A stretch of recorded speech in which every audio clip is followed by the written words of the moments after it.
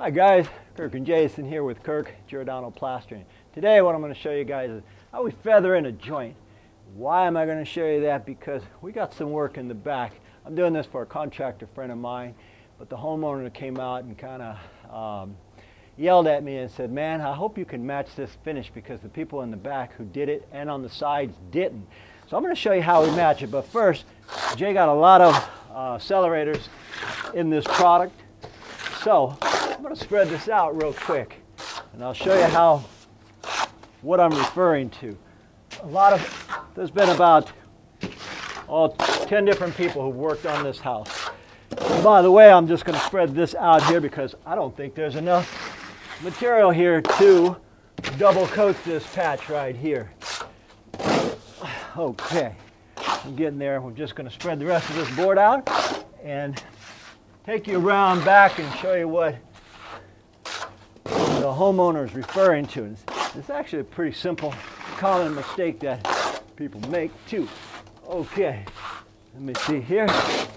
Yeah, I'm gonna need about another half a bucket to finish this, but that's okay. Nothing we can't handle. There.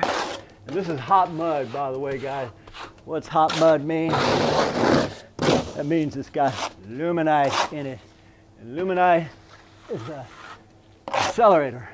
And with the accelerator, we choose the amount of time we want to work a wall. I chose 10 minutes, but maybe I can get 15 out of it before it starts to set up on me. One last little hawkful, slam. Okay.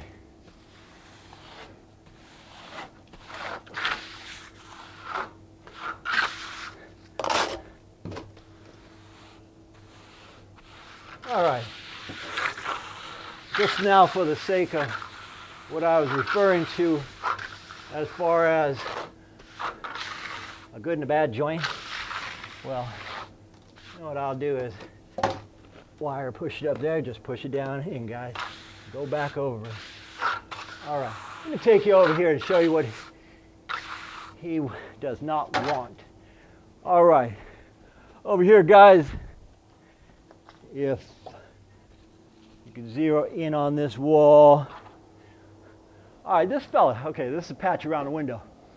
Now this right here is a light dash. Light dash was put on about 70 years ago.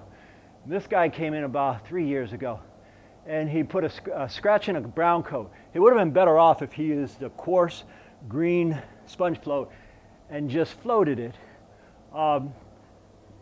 But here's what really separates the DIY guys from, or DIY guys from the professionals.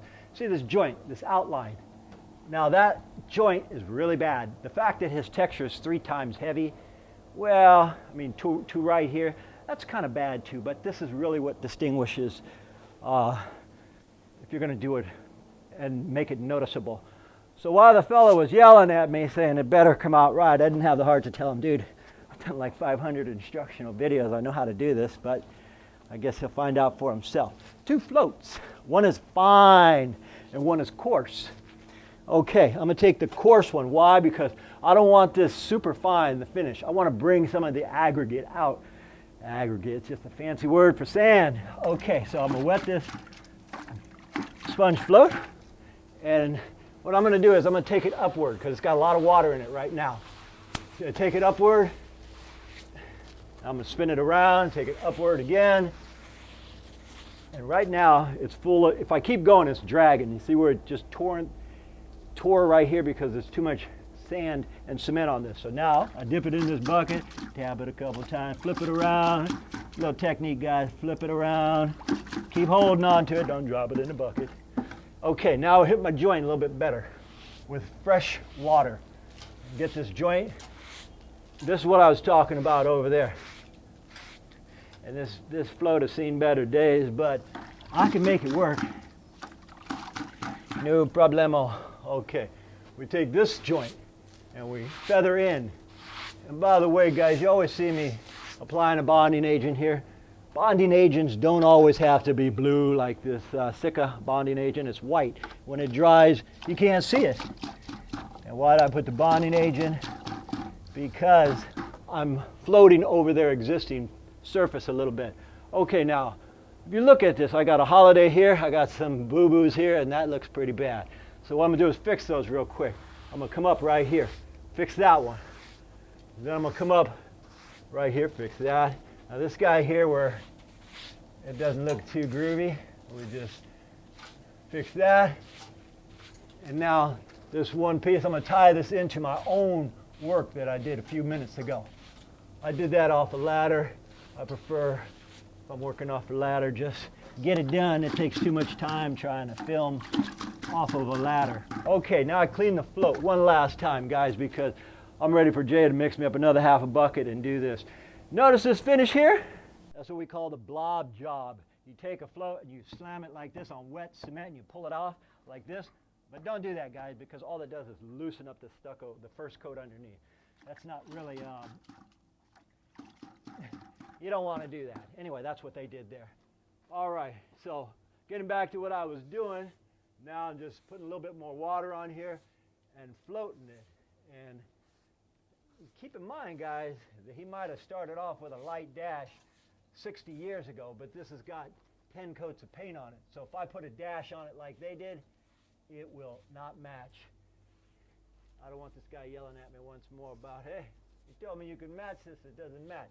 Anyway, that matches this particular wall. We're doing a whole bunch of walls on this house.